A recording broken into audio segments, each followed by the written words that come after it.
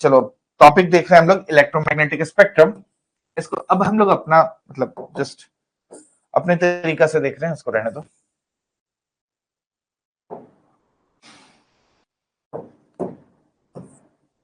देखो सबसे पहले हम लोग क्या करते हैं, विजिबल लाइट का रेंज बना लेते हैं। सबसे पहले हम लोग क्या करते हैं, विजिबल लाइट का रेंज बना लेते हैं। तो विजिबल लाइट किसको बोलते हो, जैसे विब गयोर, ठीक है, किसको बोलते हो, विब गयोर। एक बार में याद हो जाएगा, बस थोड़ा सा ध्यान देना, ठीक है। तो हम लोग किसका बात कर रहे हैं, दिस इज विजिबल लाइट। ये क्या है, विजिबल लाइट।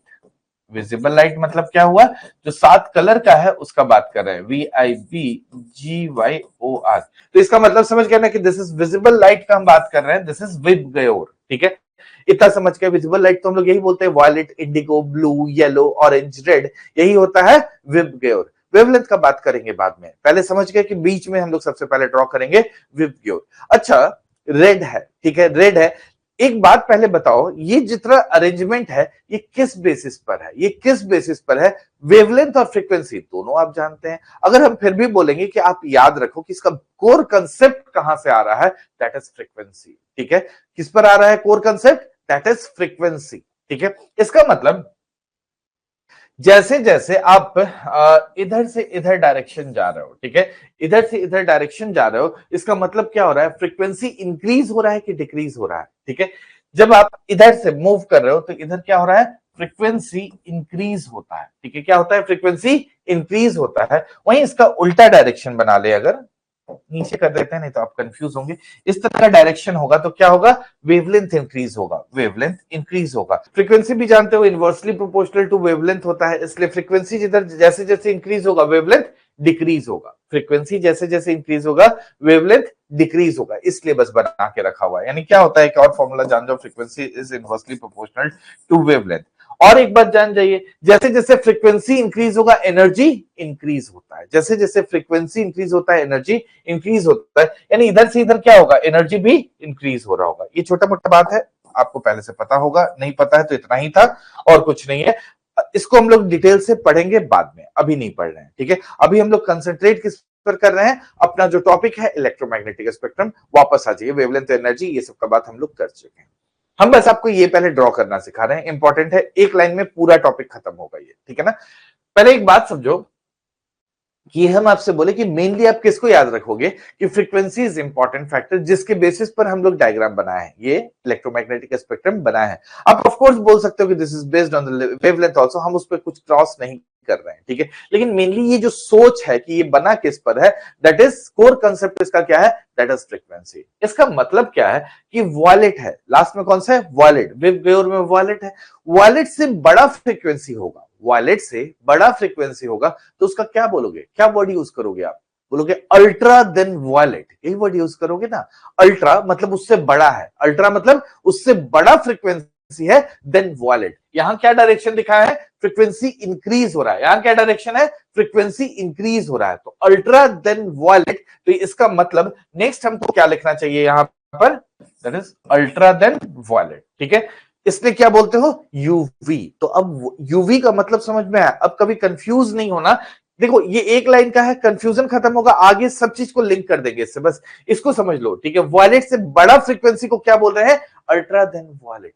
एक बात आपको पहले भी बोले थे कि जैसे जैसे फ्रीक्वेंसी इंक्रीज होगा एनर्जी इंक्रीज होगा, जैसे जैसे फ्रीक्वेंसी इंक्रीज होगा वैसे वैसे एनर्जी का लेवल भी इंक्रीज होगा। इसका मतलब साफ है कि एनर्जी बढ़ रहा है, एनर्जी बढ़ रहा है तो क्या होगा, डैमेजिंग करेगा, डैमेज करेगा, ठीक है। तो डैमेजिंग पावर बढ़ेगा, ठीक है। तो अल्ट्रा वायलेट के बाद क्या आता है, एक्स रेज, ठीक है। अल्ट्रा वायलेट के बाद क्या आता है, एक्स रेज। एक्स रेज क्यों बोल रहे हैं, अननोन था, बोले एक्स, मैथमेटिकल एक्स है, ठीक है। तो मैथमेटिकल जो वर्ड यूज करते हो एक्स, नहीं जानते इसके बारे में, तो ये नहीं जानते थे तो क्या बोले हम लोग, एक्स रेज है, ठीक है। अब एक्स रेज से ज्यादा फ्रीक्वेंसी वाला मिला, ठीक है, एक्स रेज से ज्यादा फ्रीक्वेंसी वाला, उसका नाम रखा गामा रेज, ठीक है। क्या रखा है जी,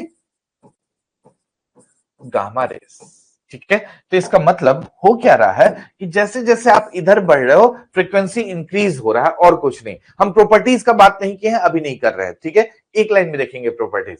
इसका मतलब बस अभी इतना समझना है कि हम पूछेंगे इस तीनों का अरेंजमेंट, ठीक है। एक्स रे और अल्ट्रा वायलेट और गामा रे अरेंज करना है आपको on the basis of frequency. क्या करोगे, सबसे ज्यादा फ्रीक्वेंसी किसमें है, यानी सबसे ज्यादा फ्रीक्वेंसी का मतलब सबसे ज्यादा एनर्जी, सबसे ज्यादा फ्रीक्वेंसी का मतलब सबसे ज्यादा एनर्जी। याद रखोगे, फ्रीक्वेंसी इंक्रीज हो रहा है तो एनर्जी इंक्रीज हो रहा है, ठीक है।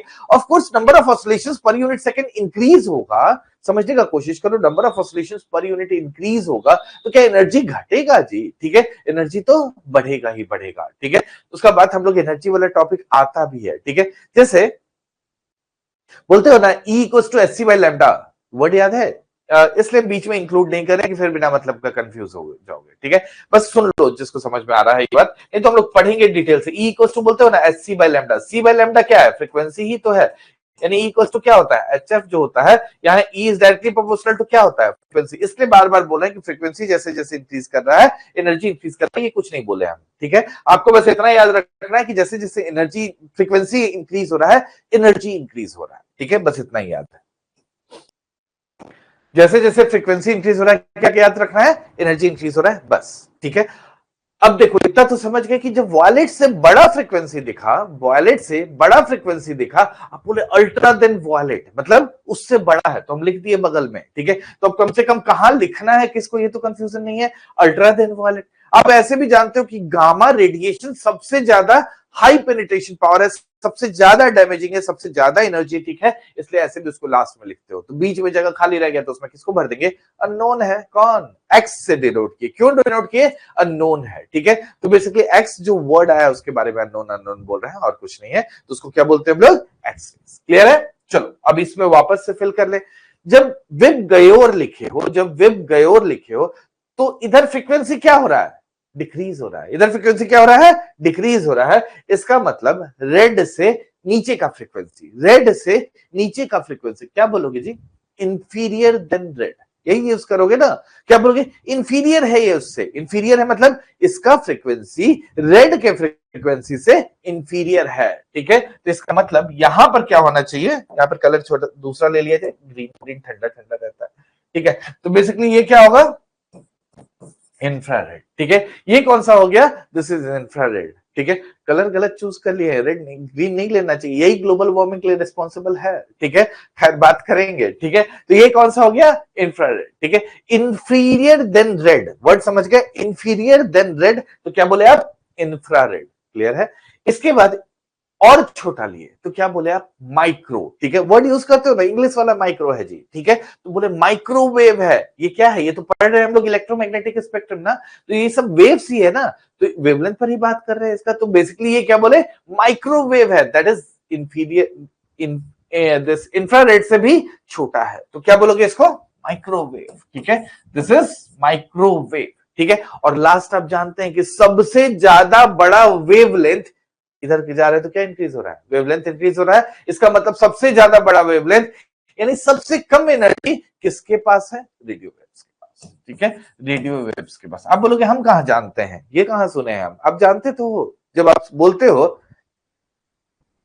कि सैटेलाइट से कम्युनिकेशन कैसे हो रहा है, रेडियो वेव से, ठीक है। इतना तो समझ में हम लोग को बचपन से आता है कि जिसका वेवलेंथ बड़ा होगा उतना बड़ा ट्रैवलिंग करेगा, ठीक है, जिसका जितना बड़ा वेवलेंथ होगा उतना दूर ट्रैवल करेगा, और जिसका जितना छोटा वेवलेंथ होगा उतना कम दूर ट्रैवल करेगा। इसका मतलब आपको पता है कहीं ना कहीं कि रेडियो वेव्स, हम लोग रेडियो भी जो यूज करते हैं तो बोलते हैं रेडियो सिग्नलिंग, तो कहीं ना कहीं ये रेडियो वर्ड जो आ रहा है that is for radio waves, जो बहुत लंबा वेवलेंथ वाला होता है उसके लिए हम लोग वर्ड क्या वर्ड यूज कर देते हैं, रेडियो वेव्स, क्लियर है। तो यही है आपका बेसिकली इलेक्ट्रोमैग्नेटिक स्पेक्ट्रम, ठीक है। ये डायग्राम बन जाएगा आप लोगों से, जल्दी बता दो तो, अपने से बनाओगे तो बन जाएगा ना। हम क्या वर्ड यूज किए थोड़ा सा जल्दी से समझो, यहाँ पर क्या बोले आपसे कि बेसिकली क्या करना है आपको, पहले वेब वेव आर के वाला को क्या करना है, रेड लिख देना है, मतलब रेड से इंफीरियर है, यू आर तो नहीं लिखते हो ना कहीं, तो रेड के बगल में क्या लिखना है, आई आर, ठीक है, दैट इज इंफ्रारेड। इसके बाद क्या यूज करोगे, माइक्रोवेव, उससे भी छोटा हो गया तो क्या वर्ड यूज करते हो, माइक्रोवेव। उसके बाद क्या बोलते हो, रेडियो वेव्स, ठीक है। तो उसके बाद क्या आ जाता है, रेडियो वेव्स। वेब और लिखे हो तो इससे बड़ा हो गया तो क्या बोलोगे, अल्ट्रा देन वॉयलेट, ठीक है। तो वॉयलेट से बड़ा है तो क्या बोलोगे, अल्ट्रा देन वॉयलेट, ठीक है। ये गायब क्यों हो रहा है जी, अल्ट्रा देन वॉयलेट। उसके बाद कौन सा आएगा, एक्स रेज। उसके बाद कौन सा आएगा, एक्स रेज, ठीक है। एक्स रेज के बाद कौन सा आ रहा है, गामा रेज, गामा रेस, ठीक है, तो इस तरह से ही याद करते हो। इसमें कोई दिक्कत है तो बता दो, जल्दी बताओ। चलो आगे बढ़ रहे हैं हम, ठीक है ना, चलिए गुड। जब इतना समझ गए ना, अब बस एक लाइन समझना है आपको, ठीक है। अगर ये एक लाइन समझ जाओगे ना, इसका सारा क्वेश्चन सही होगा, और क्वेश्चंस बहुत है इस पर, ठीक है। ये अगर ड्रॉ कर लिए, एग्जाम में भी जरूरत पड़ सकता है ड्रॉ करने का, ठीक है। ये अगर ड्रॉ कर लिए तो इसके बाद ये कलर लिया जाए। इसके बाद आपको बस एक बात याद रखना है, ठीक है।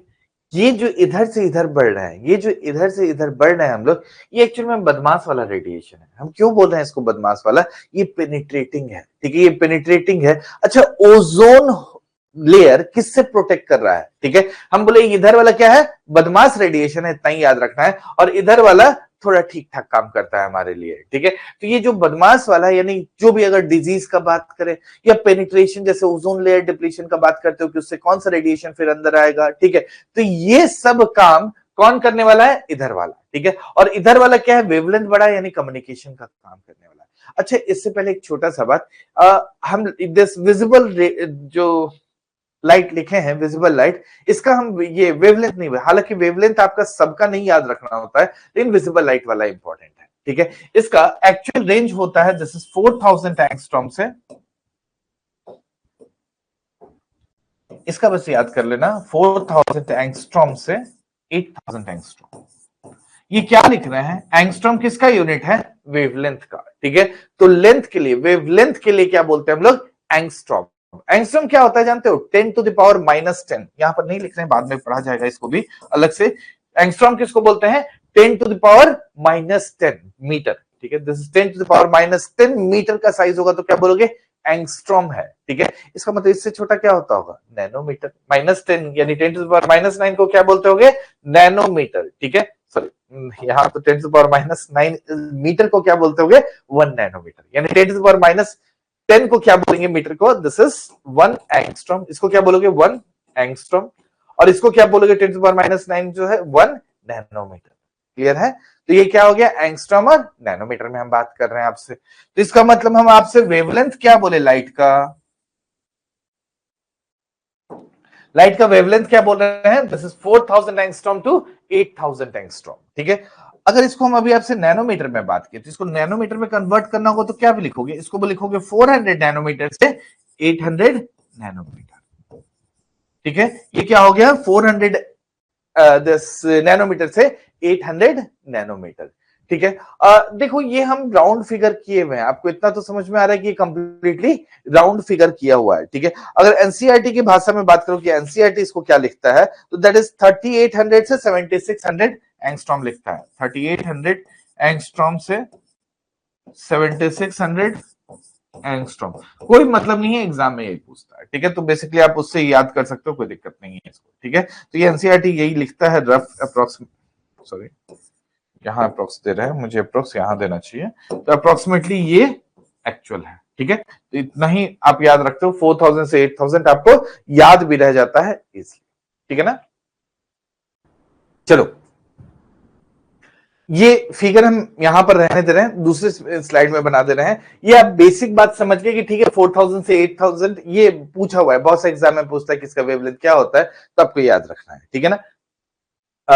नेक्स्ट में हम लोग सेम बात कर रहे हैं, ठीक है ना। हम आपसे क्या ही डायग्राम बना रहे थे, आप भी जल्दी जल्दी रिमाइंड करने का यहाँ पर कोशिश कीजिए कि क्या क्या था। बीच में क्या लिखे थे हम? वेब ग्योर, ठीक है। इसके बाद बोले इंफ्रारेड हो जाएगा, इसके बाद बोले माइक्रोवेव हो जाएगा, उसके बाद बोले रेडियो वेव हो जाएगा, ठीक है। अगर वॉलेट में बात करूं तो हम बोले अल्ट्रा वॉलेट हो जाएगा, फिर बोले एक्स रेज हो जाएगा, और फिर क्या हो जाएगा? दिस इज गामा रेज हो जाएगा, ठीक है। फिर क्या हो जाएगा? गामा रेज, ठीक है। ये बात आप अच्छे से समझ गए। हम बोले कि रेडियो वेव का वेवलेंथ ज्यादा होता है, ठीक है। तो आपको ऐसे ही याद आया कि अच्छा, इधर से इधर बढ़ाएंगे तो क्या होगा? वेवलेंथ बढ़ेगा। लेकिन आपको ये बात तो बचपन से पता है कि जैसे जैसे वेवलेंथ बढ़ता है, फ्रीक्वेंसी घटता है। यदि इसका डायरेक्शन मुझे क्या करना चाहिए? फ्रीक्वेंसी वाला उलट देना चाहिए, यानी इधर से इधर बढ़ोगे तो फ्रीक्वेंसी बढ़ेगा। फ्रीक्वेंसी बढ़ेगा इसका मतलब एनर्जी बढ़ेगा, ठीक है। फ्रीक्वेंसी बढ़ेगा इसका मतलब एनर्जी बढ़ेगा, सीधा बात है। यहां पर इतना बात हम लोग कर चुके हैं, ठीक है। अब चलो इसके आगे समझने का एक बार कोशिश करिए, ठीक है। देखिए, इतना तो आप जानते हैं ना कि अल्ट्रावायलेट डेंजरस होता है, ठीक है, अल्ट्रावायलेट डेंजरस होता है। पहले इधर का देख लेते हैं, फिर इधर का बात करेंगे, ठीक है ना।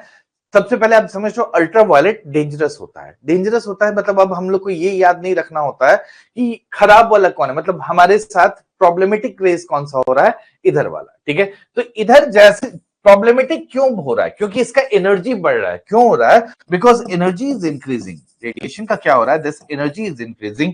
एनर्जी इंक्रीज करेगा तो पेनिट्रेशन पावर बढ़ेगा, ठीक है। एनर्जी इंक्रीज करेगा तो पेनिट्रेशन पावर बढ़ेगा, ठीक है। तो एनर्जी इंक्रीज हो रहा है, इधर डिक्रीज वाला, इधर वाला बाद में बात करते हैं, पहले एक लाइन से समझो, ठीक है। इधर से इधर गए तो क्या होगा? एनर्जी बढ़ेगा, लेकिन साथ साथ इसका ट्रैवलिंग, मतलब जो डिस्टेंस ट्रैवल करेगा वो घटेगा, ठीक है। इसका मतलब सबसे कम ट्रैवल कौन करेगा इनमें से? गामा रेडिएशन, उसके बाद एक्स रेज और दूसरा अल्ट्रावायलेट, ठीक है। तो ये अपने आप डिक्रीज होगा। तो जैसे जैसे हम लोग आगे बढ़ रहे हैं क्या होगा? एनर्जी बढ़ेगा, पेनिट्रेशन पावर बढ़ेगा, और जैसे जैसे आगे बढ़ोगे उतना ज्यादा वो डेंजरस होता जाएगा। यानी इसमें सबसे ज्यादा डेंजरस कौन सा हो जाएगा? Gamma rays. सबसे ज्यादा डेंजरस कौन हो जाएगा? Gamma rays. यानी इन्हीं में से कोई होगा जिससे हमें ओजोन लेयर प्रोटेक्ट करता होगा। इन्हीं तीनों में से कोई होगा जिससे हमें ओजोन लेयर प्रोटेक्ट करता होगा। आप बोलोगे ठीक है, गामा रेज और एक्स रेज का बात यहां ठीक नहीं करना है। क्यों नहीं करना है? गामा रेज और एक्स रेज का बात क्यों नहीं करना है? क्योंकि हम आपको साथ में बोले कि देखो एनर्जी जैसे जैसे बढ़ेगा इसका मतलब वेवलेंथ घटेगा। वेवलेंथ घटेगा तो इसका मतलब ट्रैवलिंग, मतलब दूरी जो तय करेगा वो कम दूरी तय करेगा। स्पीड बराबर होता है, ठीक है, स्पीड बराबर होता है, इसलिए स्पीड सेम होता है, ठीक है। स्पीड हमेशा, स्पीड का बेसिकली, स्पीड वाला हम एक लाइन में समझाने का कोशिश कर रहे हैं, उसको समझ लो। v इक्वल्स टू क्या होता है? F lambda. v equals to क्या होता है? F lambda. एफ यहाँ क्या है? फ्रीक्वेंसी। लैम्डा क्या है? वेवलेंथ, ठीक है। तो एक्चुअली में स्पीड ऑफ लाइट भी जो भी निकालते हो इसी पर हम लोग निकालते हैं, और फाइनली वो किसी का भी जैसे जैसे क्या होगा? फ्रीक्वेंसी, यहाँ पर देखो, फ्रीक्वेंसी बढ़ेगा, वेवलेंथ घटेगा, यही हो रहा है ना। v इक्वल्स टू क्या बोल रहे हैं? F lambda. मेरा बात समझ रहे हो? v इक्वल्स टू क्या बोल रहे हैं? F lambda. एफ क्या है? फ्रीक्वेंसी। लैम्डा क्या है? वेवलेंथ। तो जैसे जैसे यहां क्या है? फ्रीक्वेंसी बढ़ा रहे हैं तो वेवलेंथ घट रहा है, यानी स्पीड तो कांस्टेंट है ना, तो इसलिए स्पीड क्या होता है? ये सेम होता है for electromagnetic spectrum. Speed for electromagnetic spectrum is same. Actually this is the speed of light. This is actually the speed of light, that is 3 into 10 to the power 8 metre per second, ठीक है। This is actually the speed of light which is 3 into 10 to the power 8 metre per second for any one of them. यानी हम अगर आपसे पूछे कि what is the speed of X ray, आप क्या बोलोगे? सीधा बात, this is speed of light, ठीक है। एक्सरे का स्पीड क्या होता है? आप बोलोगे 3 into 10 to the power 8, मतलब सेम होता है। दूसरा हम क्वेश्चन बोल सकते हैं कि arrange the following on the basis of speed, ठीक है। बोलेगा एक्सरे, विजिबल रेज और माइक्रोवेव, ठीक है, ऐसे दे देगा। एक्सरे, विजिबल रे और माइक्रोवेव, ठीक है। ऑप्शंस में देगा एक्सरे ग्रेटर देन, मतलब समझो ना क्या ऑप्शन बता रहे हैं? X greater than, visible is greater than micro, ठीक है। इसके बाद दूसरा ऑप्शन दिया X less than visible less than micro. उल्टा पुल्टा दिया, एक दिया X rays equals to visible than micro, ठीक है। आंसर कौन सा सही हो जाएगा? ये बराबर वाला, ठीक है, क्योंकि ये क्या है? दिस इज इलेक्ट्रोमैग्नेटिक स्पेक्ट्रम, और जिसको आप बोलते हो स्पीड ऑफ लाइट वो हम बोलते हैं speed of micro electromagnetic spectrum है, दैट इज सेम, ठीक है। तो that is 3 into 10 to the power 8 metre पर second, that is common for the everyone. Clear है मेरा बात? तो ये जो स्पीड का कॉन्सेप्ट है वो सेम चलता है। चलो वापस आए, वापस हम लोग आ गए यहाँ पे। चलो अब तो हम लोग को दो तीन बात समझ में आ गया। बोले कि स्पीड तो सबका बराबर है। स्पीड बराबर क्यों लगा हम लोग को? क्योंकि हम लोग बोले एफ लैम्डा होता है, वेलोसिटी इक्वल्स टू क्या होता है? F lambda. वही वेलोसिटी को सी से डिनोट कर देते हो ना, ठीक है। सी मतलब स्पीड ऑफ लाइट, उससे डिनोट कर देंगे, बात होगा इसका, ठीक है। तो इसका मतलब दिस, अब हम लोग एफ लैम्डा से लिखे, इसका मतलब क्या हो गया? एफ, देखो कैसे होता है ये भी देख लो एक बार, जल्दी से देखो, ठीक है। हम आपसे क्या बोल रहे हैं? सी इक्वल्स टू एफ लैम्डा। चलो इसको अगले पेज में रख देते हैं ताकि हम डिलीट नहीं करें, ठीक है। C इक्वल्स टू क्या है? This is C equals to क्या है? F lambda. ये बात आप समझ रहे हो? C क्या है? कांस्टेंट है। क्या है कांस्टेंट? कांस्टेंट क्या है? स्पीड ऑफ लाइट, यानी speed of electromagnetic spectrum same है, तो इसको इस कांस्टेंट हो गया। क्या है ये actual value? 3 into 10 to the power 8 metre पर सेकेंड। इसका मतलब क्या हो गया? इसका मतलब यहां से क्या निकल के आ गया? ये इधर जाएगा, F इक्वल्स टू क्या हो जाएगा? C by lambda. इसका मतलब कांस्टेंट को हटा सकते हैं, F is inversely proportional to क्या होता है? लैम्डा। इसीलिए हम लोग डायरेक्शन उल्टा बना देते हैं, ठीक है। F is inversely proportional to lambda, यही तो लिखा है, एफ बढ़ रहा है तो लैम्डा डिक्रीज हो रहा है, ठीक है, एफ बढ़ रहा है तो इधर लैम्डा डिक्रीज हो रहा है, वही लिखा हुआ है, तो सेम चीज यहीं से आता है, क्लियर है, बेसिक कंसेप्ट यहीं से आया हुआ है। चलो यहां थे, हम क्या बोल रहे थे आपसे, या अब समझ गए, स्पीड का बात अब नहीं करेंगे, स्पीड सबका बराबर है, ठीक है। यहां क्या हो रहा है, एनर्जी बढ़ रहा है, एनर्जी बढ़ रहा है तो पेनिट्रेशन पावर बढ़ रहा है, ठीक है।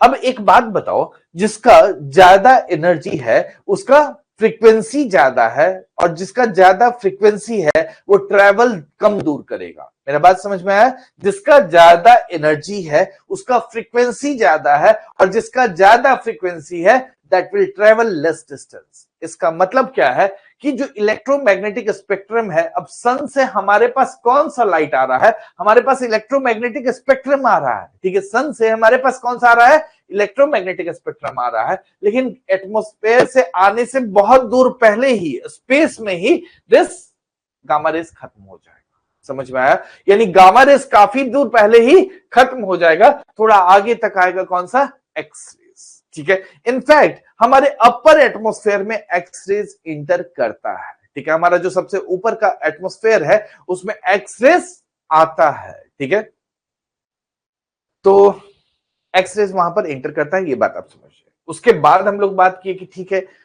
फिर एटमॉस्फेयर में कौन इंटर करता है, एटमॉस्फेयर में यूवी रेज इंटर करता है, एटमॉस्फेयर में कौन इंटर करता है, यूवी रेज इंटर करता है, लेकिन एक प्रॉब्लम है, यूवी हम लोग वर्ड यूज करते हैं, लेकिन यूवी भी तीन तरह का होता है, ठीक है, यानी यूवी में भी तीन पार्टीशन है, यूवी ए बी सी, ए इधर लिखें कि इधर लिखें जी, कौन सा सही है, 1 नंबर के 2 नंबर बताओ जरा। यूवी ए बी सी तीन तरह का रेडिएशन होगा, ये 2 नंबर लिखा हुआ है, 2 लिखा हुआ है, ये 1 लिखा हुआ है, मेरे को बस इतना आंसर दे दो कौन सा सही लिखे हम, ये 1 यहां पर लोकेशन होना चाहिए कि यहां पर लोकेशन होना चाहिए इसका, यूवी का, जल्दी बताइए। यूवी 1 सही है, ठीक है, क्यों लिखना चाहिए समझ गए ना, क्योंकि यहां पर एनर्जी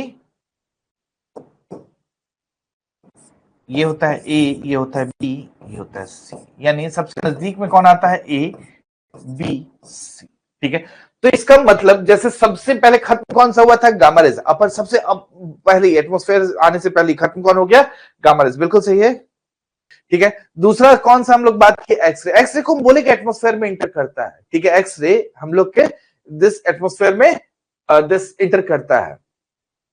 उसके बाद कौन सा है, यूवी, यूवी में एक्चुअली में सी भी अपर मतलब एटमॉस्फेयर में तो इंटर कर ही रहा है, अपर एटमॉस्फेयर में सी भी इंटर करता है, खत्म हो जाता है, ठीक है, बी भी इंटर करता है, बी को बेसिकली अगर नहीं रोका गया तो that will come on the surface of earth, ठीक है, बी को अगर नहीं रोका गया तो that will come on the surface of earth, इसका मतलब ओजोन लेयर हमें किससे प्रोटेक्ट करता है, यूवीबी से, ठीक है, समझ में आया, ओजोन लेयर किससे प्रोटेक्ट करता है हमें, यूवीबी से, ओजोन लेयर, ओजोन लेयर किससे प्रोटेक्ट करता है हमें, यूवी बी से, ठीक है। अब बोलोगे ए का क्या हुआ, ए आता है जी, ठीक है, ए एटमॉस्फेयर के मतलब दिस हमारे अर्थ सरफेस पर इंटर करता है, in fact 90% of the UVA radiation comes on the surface of earth, ठीक है, आपसे क्या बोल रहे हैं कि 90% this A radiation comes on the surface of earth, ठीक है, ये बात क्लियर हुआ, ये बात क्लियर हुआ, तो यूवी रेडिएशन से हमें प्रोटेक्ट जो ओजोन लेयर करता है, एक्चुअल में किस यूवी से प्रोटेक्ट करता है,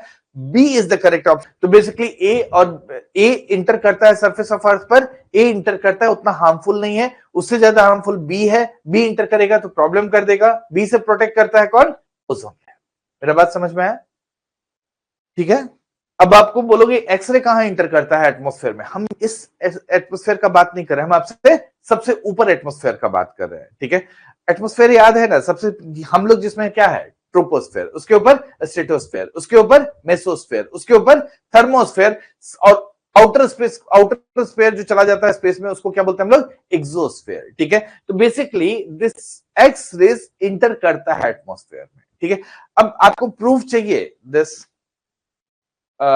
एक्सरे का इंटर करने का, ये सुने हो ना, एक्सपोसैट,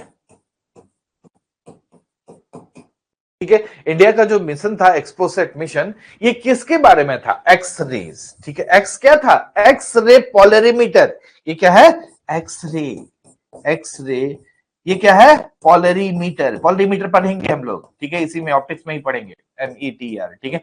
पोलरीमीटर मतलब समझ गए ना कि एक्सरे का स्टडी करने के लिए एक इंस्ट्रूमेंट भेजा है। कौन सा इंस्ट्रूमेंट? पोलरीमीटर, ठीक है। तो पोलरीमेट्री हम लोग पढ़ेंगे, उससे बेसिकली एक्सरे का स्टडी करने भेजा है। कहां भेजा?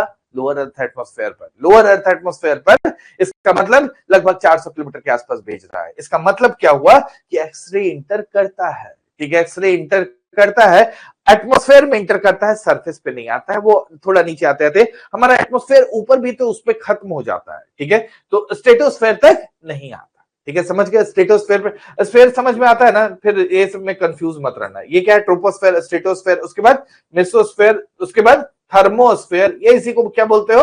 आयनोस्फेयर। क्यों बोलते हो? आयंस है, ठीक है। इसके बाद कौन सा है? एक्सोस्फेयर। क्लियर है?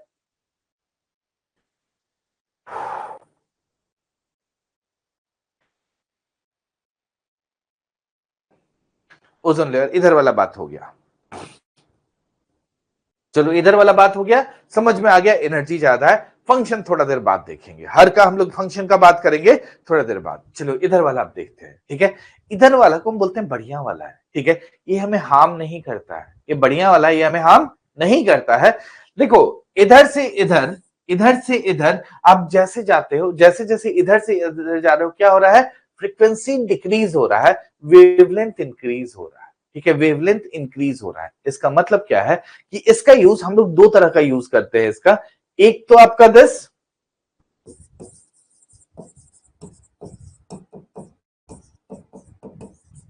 कम्युनिकेशन के लिए यूज हो जाएगा, एंड दूसरा बोलते हैं हीटिंग के लिए यूज होगा, हीटिंग के लिए यूज होगा, ठीक है। तो हीट करने के लिए यूज करेंगे, ठीक है। ये क्या था? पेनिट्रेटिंग था। ये क्या है? पेनिट्रेशन, ठीक है। ये किसके लिए हो रहा है?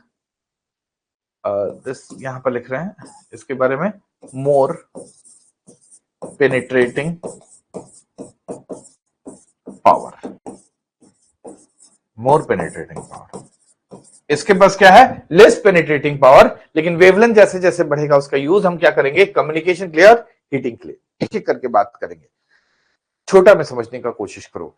अब यहां पर अगर हम आपसे पूछें, यहां पर अगर पूछें आपसे कि इंफ्रारेड, ठीक है, इंफ्रारेड आपका, सॉरी इंफ्रारेड हम खुद ही बोल दिए, मुझे क्या पूछना चाहिए था एक्चुअली में कि ग्लोबल वार्मिंग के लिए कौन रिस्पॉन्सिबल है, ठीक है, ग्लोबल वार्मिंग के लिए कौन रिस्पॉन्सिबल है, तो आप क्या बोलते हैं? इंफ्रारेड, ठीक है। ग्लोबल वार्मिंग के लिए कौन रिस्पॉन्सिबल है? This infrared.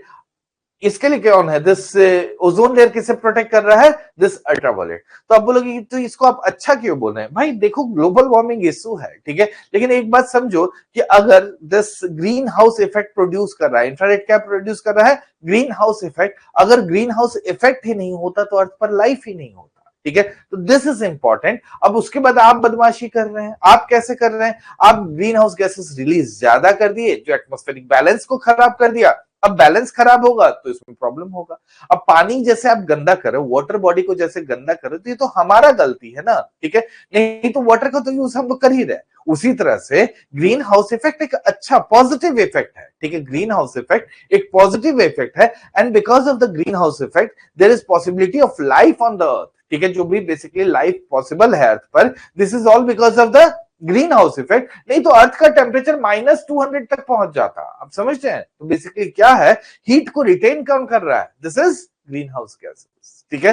तो ग्रीन हाउस गैस इंपॉर्टेंट होता है, लेकिन हाँ, अब जब आप ग्रीन हाउस गैस का रिलीज ज्यादा करेंगे तो दैट विल बिकम प्रॉब्लम, और वही प्रॉब्लम को आप बोलते हैं ग्लोबल वार्मिंग, ठीक है। तो इसलिए हम इसको अच्छा गैस में बोलते हैं, ठीक है।